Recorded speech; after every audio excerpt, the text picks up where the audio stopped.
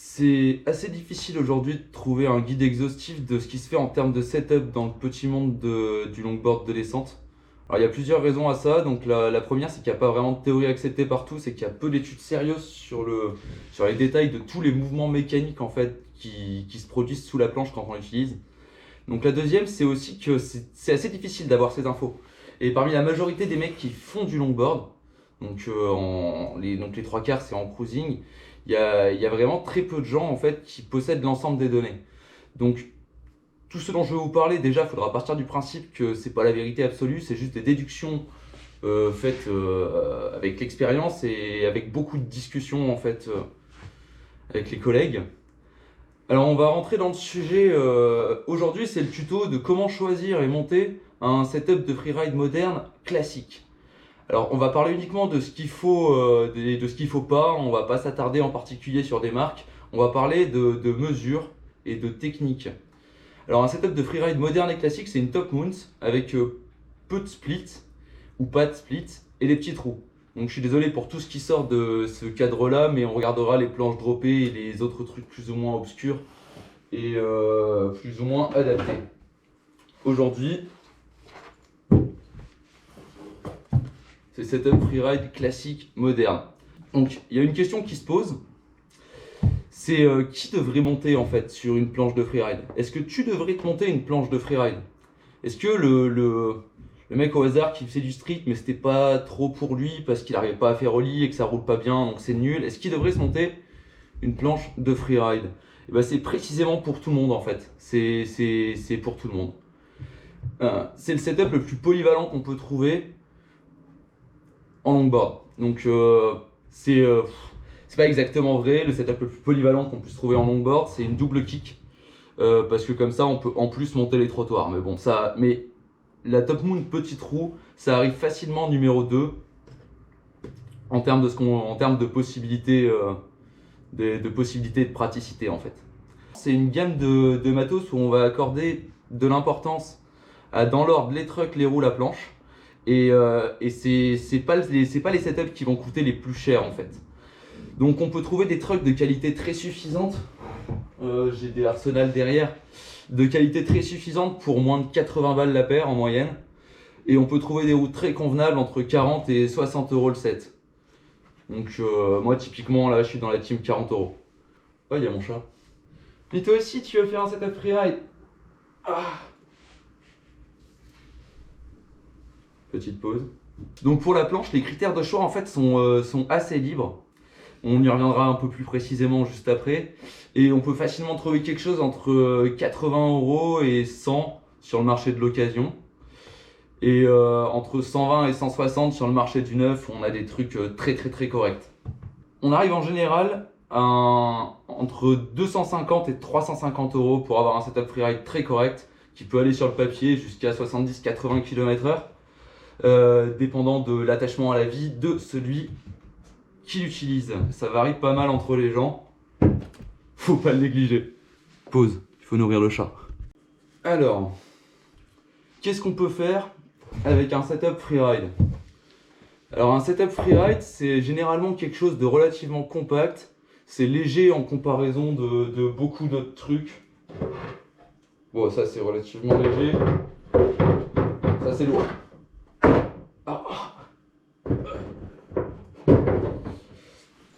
Donc, bon, le mien, c'est pas un bon exemple, mais c'est une histoire compliquée. Donc, c'est relativement léger en comparaison du reste. Ça tourne assez fort. C'est important que ça tourne assez fort. Et ça a des roues qui accélèrent et qui font pas trop de bruit, quoi.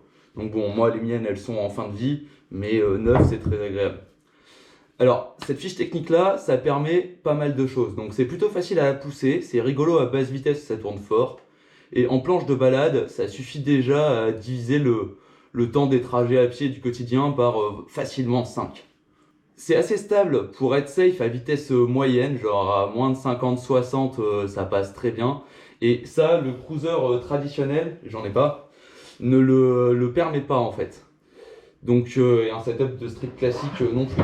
Et même une planche LDP balade sérieuse, a priori 50-60, c'est quand même pas très bien. Donc c'est assez drôle sur n'importe quel spot. Ça permet de débuter en s'amusant, mais aussi de se perfectionner proche de chez soi, parce qu'il n'y a pas besoin d'avoir une route magnifique de 5 km de long avec 10 degrés de pente. Une voie de bus, ça suffit. Donc, dans la mesure où ça descend un peu, c'est bon. Et comme on peut rester à des vitesses raisonnables, ça permet, dans la mesure où on a les protections minimales, de ne pas se faire mal en cas de chute. Tous les jours, les setups qui se traînent en petits trous sauf des vies. Rappelez-vous-en. Donc les seules pièces d'usure, c'est les roues et la planche. Donc là, c'est quand même un plutôt bon exemple. Faites pas ça, roulez pas les planches cassées. Et les roulements, mais bon, fondamentalement, pour rouler à 30, tant que ça tourne, c'est bon. Et c'est relativement peu cher, donc on peut se permettre de rouler sous la pluie et de fracasser un peu le matériel. Donc pour finir, c'est un peu le seul type de setup de descente sur lequel on peut faire du switch. On peut aller en arrière. Et ça, c'est magique parce que ça change radicalement un spot et à tout niveau, à part certains très rares qui en font aussi bien en switch qu'en normal, à tout niveau, on peut toujours s'occuper des heures à apprendre des slides tout basiques en switch. Donc maintenant, on va commencer à parler de la technique. Comment monter un setup freeride? Alors dans l'ordre de choix en général et surtout quand c'est un premier setup, on choisit la planche en premier. Parce que c'est joli, c'est la partie de setup à laquelle on apporte le plus d'attention au départ. Et dans notre cas, on veut une planche de freeride dans le respect des limitations de vitesse, du voisinage et des forces de l'ordre. Et du coup, c'est la partie la moins importante du setup. Alors, on va parler quand même un tout petit peu de mesures. Donc on a deux mesures importantes, c'est la largeur et l'empattement. Pour la largeur, il faut avoir en tête les extrêmes. 25,5 cm, c'est très large. 21, c'est très étroit. Alors, la moyenne des planches, généralement, elle est autour de 24. Et c'est cette mesure de largeur en fait qui va aiguiller plus tard le choix des trucks et des roues. Parce que il faut il faut rester proche de la même largeur. Et donc prendre une planche de plus de 25 ou de moins de 23, ça demandera d'adapter les choix de combo un peu plus tard, quoi. Donc, dans notre cas, pour faire une planche de freeride classique, on va viser quelque chose entre 23,5 et 25 pour avoir quelque chose de confortable et pas un immense bateau. Au niveau de l'empattement, donc l'empattement, c'est plus une affaire de préférence. Il faut garder en tête les plus et les moins. Un empattement court, ça permet un ressenti global plus réactif et plus tournant. Ça donne théoriquement un peu plus de poids supplémentaire sur les roues. C'est un peu plus difficile, mais c'est plus satisfaisant en termes de feedback. On sait ce qui se passe sous la planche. Un empattement long, par contre, ça demandera plus de temps pour tourner, mais c'est plus permissif. On a moins peur de la raccroche et des longs slides sur un empattement long que sur un empattement court. Alors, qu'est-ce qui est long et qu'est-ce qui est court? Alors ça, c'est très subjectif aussi. De mon point de vue, au-dessus de 70 cm d'empattement, c'est long. Et en dessous de 52, c'est très court. Alors, moi, ce que j'aime bien, c'est rester dans la plage 55-65 en freeride. Donc, je fais 1m75 si ça peut aider. Alors, en freeride classique à vitesse modérée, en fait, on ne voudra pas du court parce qu'on ne cherche pas le grip ni la difficulté. Et on ne voudra pas du long parce qu'on ne cherche pas la réactivité à basse... Enfin, on ne veut pas du long parce qu'on veut de la réactivité à basse vitesse. Et du coup, on va essayer de profiter du meilleur des deux mondes. C'est pour ça qu'entre 55 et 65, pour moi, c'est vraiment pas mal. Donc, il y a deux manières de le mesurer. S'il y en a une, c'est entre les axes. Donc là, j'ai 67. Et l'autre, c'est entre les perçages intérieur de la planche. Où là, j'ai 63, quoi. Sur celle-là à côté, j'ai quelque chose comme 70. C'est beaucoup trop long. Ça tombe pas. C'est pour ça qu'elle a pas de roue. Alors, on va parler un tout petit peu du concave. Alors, il y a deux mondes qui s'opposent avec le concave, c'est le confort et l'efficacité. C'est pas toujours vrai. Mais en général, c'est ça. Attendez, j'ai un bon exemple.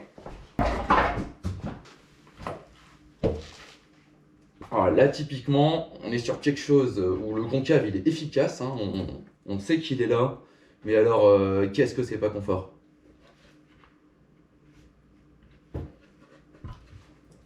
Et à côté, il y en a des beaucoup plus plats où du coup, il n'y a pas de position imposée des pieds. On peut les avoir un peu comme on veut et pousser plus à l'aise. Il faut faire des choix. Donc, si tu t'en sers beaucoup en balade, en freestyle ou pour aller chercher tes courses, il vaut mieux partir sur quelque chose avec un concave léger. Si au contraire, le but c'est de faire les stand-up de plus en plus longs avec des roues de plus en plus grosses, mon conseil c'est de partir sur un concave avec un W conséquent pour faciliter les toe side et les squats en fait. En image, un W conséquent.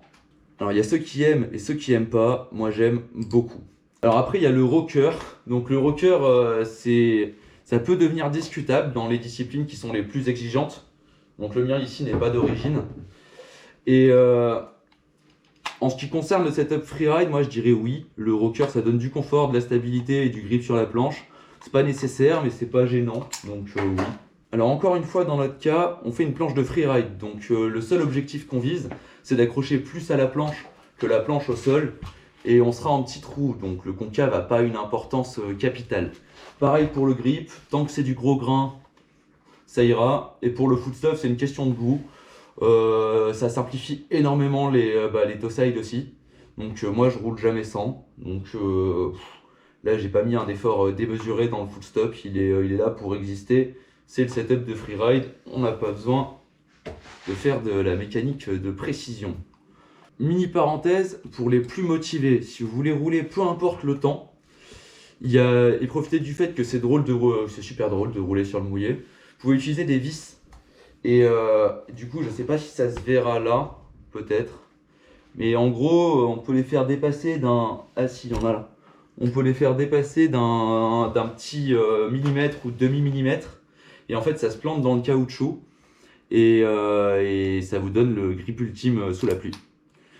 Puis c'est aussi un moyen relativement efficace d'attraper le tétanos. Alors, on va regarder les roues maintenant. Donc, c'est les mêmes chiffres que pour l'empattement quasiment. Au-dessus de 60-65, on peut considérer qu'on est sur de la roue qui va accrocher pas mal. Donc, en dessous de 50, on est sur quelque chose qui va beaucoup glisser. Et qui va être du coup très drôle. Alors, il y a une question qui se pose, c'est est-ce qu'on veut les taillines ou pas? Alors, pourquoi les taillines? Alors moi, j'y vois plusieurs avantages. Donc en général, c'est pas cher. Et c'est pas cher à court terme. Et ça permet de diagnostiquer ce qu'on fait mal. Donc quand les traces de roues se croisent pas, qu'elles sont bien nettes sur les 4 roues, et quand elles tremblent pas, on peut considérer qu'on slide bien. Et ça donne un critère de validation du progrès qui est assez intéressant quand on roule seul. Quand on a quelque chose qui a cette forme-là, c'est qu'a priori la forme est nickel. Mais ça a quelques défauts. Donc sur le long terme, en général, c'est plus cher que des roues qui laissent pas de marque, parce qu'elles vont s'user beaucoup plus vite. Donc là, j'en ai des que tout le monde connaît. Je les ai achetés en même temps. Hein. J'ai roulé plus celle-là. C'est pas évident là. Et en général, les roues qui taignent pas sont plus résistantes aux flat spots. Donc du coup, les roues qui taignent sont pas super adaptées en fait pour apprendre à slider quand vraiment on débute, parce qu'on risque de les flinguer très vite. Alors il y a un autre problème, c'est de discuter avec les forces de l'ordre en fait. Quand il n'y a pas de marque par terre, vous avez l'air d'un gamin attardé qui joue avec une planche à roulettes. Par contre, s'il y a 40 marques de 20 mètres de long, ils peuvent avoir une idée de la vitesse et vous devenez instantanément un terroriste. Pour les trucks maintenant. Alors maintenant qu'on a choisi une top moon de la bonne largeur avec le bon empattement et qu'on a les mêmes petits trous que le collègue que tu suis sur YouTube et qui fait des squats immenses, à partir de là c'est facile. Quelle taille? Alors la largeur des trucks doit être cohérente avec celle avec les roues et la planche. Donc dans notre cas, autour de 24 cm, ce qu'on veut, c'est une largeur qui soit supérieure à du 150 mm, supérieure ou égale. 150 mm, c'est ce qui fait la transition entre les petits trucks et les gros, on va dire. Et nous, pour rouler en petite roue, si on veut pas prendre trop étroit, si on exagère trop en réduisant les tailles des hangers, en fait, sans utiliser les roues adaptées, on finit par faire du 2 roues à chaque virage et c'est pas bon. Donc on veut une largeur qui soit inférieure à 170 mm parce que 170 mm pour une planche de type normale, c'est beaucoup. Là, je sais pas si oui, ça se verra, les axes dépassent, sauf que les roues dépassent encore des axes, quoi. Donc 170 mm, c'est la transition à partir de laquelle ça commence à être trop grand. Donc 180 mm, ça n'existe plus en fait. Hein. Il faut une planche énorme du genre 25,5 minimum pour que ça soit cohérent. Nous, quelque chose entre 150 et 165, c'est ce qui fournira les meilleurs résultats en termes de feeling. Et ça permet aussi d'éviter de toucher les roues en poussant en fait. Et ça, c'est quand même un gain de confort conséquent. Donc maintenant, on va parler des angles. Alors, on reste toujours dans le contexte de planche freeride petite roue. Et donc, on veut quelque chose d'amusant et de pratique. Le choix des angles, il est du coup super simple. Donc, pour comprendre comment ça tourne, on va dire que le tournant, c'est la somme des angles des deux trucks. Donc, le maximum qu'on peut envisager pour rouler à 30 en sécurité, c'est double 50 degrés. Donc, on va dire que c'est une note sur 100. Alors je déconseille de toutes mes forces le double 50 degrés en descente, peu importe les objectifs et la discipline, tant qu'on parle de trucs liés à de la descente, c'est pas bon. Donc ce qu'on veut dans notre cas, c'est beaucoup de tournants, un peu de stabilité et la possibilité d'aller en arrière pour faire du switch. Et donc de mon point de vue, c'est forcément entre 45 et 50 à l'avant, pour avoir le plus de turn possible, et à l'arrière entre 45 et 40. Donc si on descend en dessous des 40 degrés à l'arrière, le problème c'est qu'on commence à rentrer dans des exigences de stabilité qui sont plus proches de la descente sérieuse que du freeride amusant, et on perd en capacité de faire du switch. Genre là c'est mort. J'essaie même pas, j'essaye. Donc moi ce que j'ai choisi pour ce setup là, c'est 50 à l'avant et 45 à l'arrière. 5 degrés de split, c'est suffisant déjà pour donner pour sentir un tout petit peu plus stable, et ça permet quand même de faire du switch. Donc après, tout le reste aurait marché, hein. Le 45-40, 45-45, 50-40, c'est bon aussi. C'est une question de goût et en fait, on fait avec ce qu'on a. Au niveau des bushings maintenant. Donc le réglage bushing, c'est la dernière étape et c'est une des plus importantes de l'ensemble. C'est à la fois compliqué et simple. Alors ce que j'utilise actuellement, c'est du tall barrel. Donc c'est les trucks qui vont déterminer si on met du tall ou du normal. Ça dépend de la marque et du modèle, on choisit pas. Donc moi j'ai double 84A à l'avant et double 88A à l'arrière. Le but c'est d'arriver à un réglage qui permet d'utiliser le maximum de la capacité de ligne du truck. On veut rapprocher le plus possible la roue du wheel well quand on tourne au maximum. Mais sans que ça puisse toucher le bois de la planche et bloquer la roue. C'est ce qu'on appelle le wheel bite et généralement on tombe. Une fois qu'on a les duretés qui permettent de pencher la planche autant qu'on le souhaite, il reste une dernière partie qui détermine si le setup est sain ou dangereux, parce qu'il y a des trucs où on monte dessus, on a l'impression qu'on va mourir dans les 10 mètres. Alors, c'est le réglage de dureté relatif entre l'avant et l'arrière, la différence qu'il y a entre les deux. Indépendamment de l'angle, on parle que de feeling. Alors le test pour voir ça en statique, c'est qu'en fait il faut se mettre sur la planche, à l'arrêt, et tourner au maximum. Et le setup va donner un feeling sain que si c'est la roue arrière qui wheel lift en premier. C'est-à-dire qu'elle reste toute en contact avec le sol, la première qui se lève, ça doit être une roue arrière. Donc normalement il ne se passe pas, la roue arrière se lève et la roue avant se lève juste après. Si on voit qu'il y a 2 secondes d'écart, si tu le fais progressivement entre l'avant et l'arrière, c'est que tu as mis beaucoup trop dur à l'arrière ou beaucoup trop mou à l'avant. Il faut que ça soit relativement peu espacé. Moi dans mon cas, j'ai mis 4 duros d'écart pour 5 degrés d'angle. C'est un peu beaucoup, mais c'est parce que dès qu'on veut commencer à rouler un peu vite, le feeling, l'impression de stabilité à l'arrière est quand même très déterminante dans le fait de ne pas tomber en freeride. En fait, il faut se sentir en confiance. Donc voilà, à partir de là, il n'y a plus vraiment d'excuses, hein. Tu as toutes les données qu'il te faut pour monter la planche de freeride de tes rêves. Et on attend de voir un run en switch au prochain event. Et peut-être dans un prochain épisode, on fera la planche de fast freeride et celle de DH sérieux. Et je vous laisse avec 2-3 images du test de cette planche que j'ai dû arrêter pour pouvoir rentrer parce que j'avais plus de roues.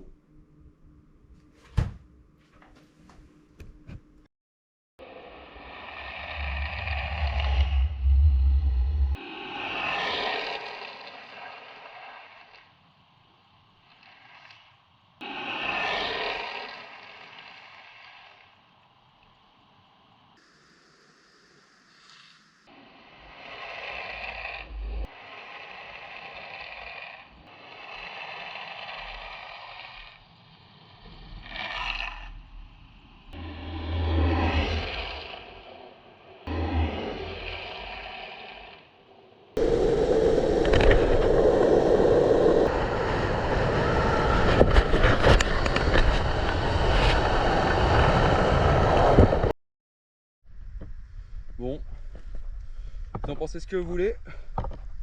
Mais pour moi, l'objectif, monter un setup slow freeride cohérent est accompli.